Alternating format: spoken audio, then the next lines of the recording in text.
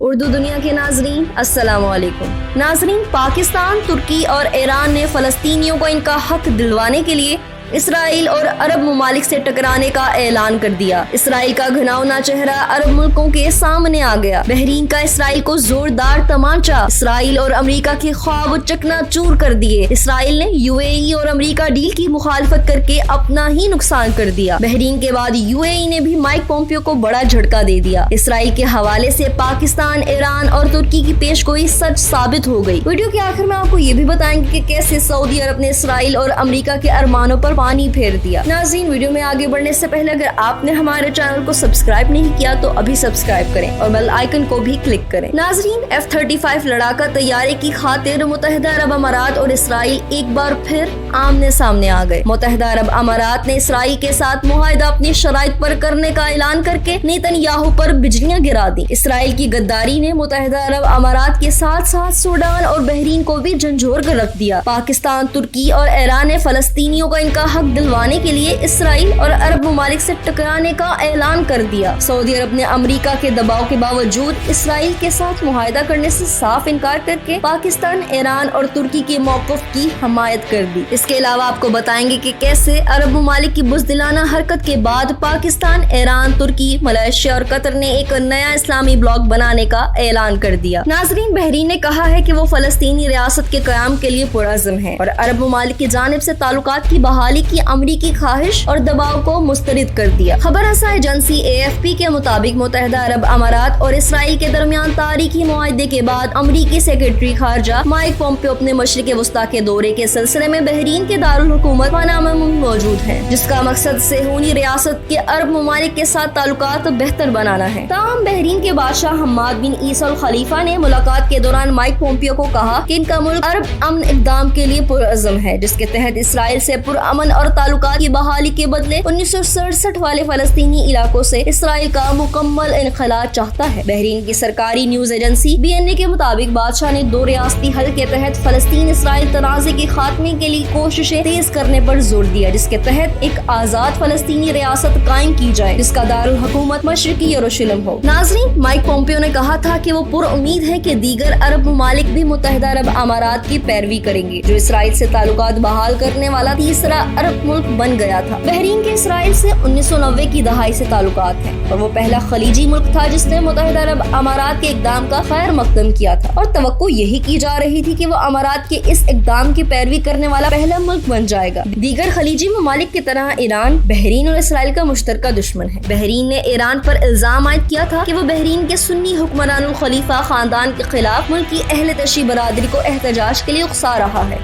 تاہم متحدہ عرب امارات کی جانب سے اسرائیل کو تسلیم کرنے اور تعلقات کی بحالی کے اقدام کو عرب ممالک نے زیادہ پسند نہیں کیا اور اکثر ممالک نے اسے تنقید کا نشانہ بنایا تھا۔ بحرین کے سعودی عرب سے قریبی تعلقات ہیں اور اس کے عشیر آباد کے بغیر بحرین کی جانب سے اسرائیل کو تسلیم کرنے یا تعلقات کی بحالی کا کوئی امکان نہیں۔ گزشتہ ہفتے سعودی عرب نے متحدہ عرب امارات کے اقدام کی پیروی نہ کرنے کا اعلان کرتے ہوئے کہا تھا کہ وہ اس وقت تک اسرائیل سے تعلقات بحال نہیں کر سکتے جب تک صہیونی ریاست فلسطین کے ساتھ بین الاقوامی امن معاہدے پر دستخط نہیں کر دیتا۔ سعودی عرب کے وزیر خارجہ شہزادہ فیصل بن فرحان نے جرمنی کے دورے کے دوران صحافیوں سے گفتگو کرتے ہوئے کہا تھا کہ اسرائیل سے تعلقات کی بحالی کے لیے فلسطینیوں کے ساتھ بین الاقوامی معاہدہ شرط ہے، کیونکہ فلسطینیوں کا امن میسر آنا چاہیے۔ ان کا کہنا تھا کہ ایک مرتبہ ایسا ہو گیا تو کچھ بھی ممکن ہے۔ ناظرین، دوسری جانب امریکی وزیر خارجہ مائک پومپیو متحدہ عرب امارات پہنچ گئے ہیں، جہاں انہوں نے اپنے اماراتی ہم منصب شیخ عبداللہ بن زائد النہیان سے ملاقات کی ہے۔ برطانوی خبر رساں ادارے کے مطابق مائک پومپیو نے اماراتی وزیر خارجہ سے ملاقات کے دوران امارات اسرائیل معاہدے اور باہمی امور پر تبادلہ خیال کیا۔ امریکی وزیر خارجہ نے اماراتی عوام کو اسرائیل امارات کے درمیان تاریخی معاہدے کی مبارکباد دیتے ہوئے علاقائی امن کے لیے کوششیں جاری رکھنے کے عزم کا اظہار کیا۔ امریکی وزیر خارجہ کا یہ دورہ ایسے وقت ہوا ہے جب حال ہی میں متحدہ عرب امارات نے اسرائیل کے ساتھ باضابطہ سفارتی روابط قائم کیے ہیں۔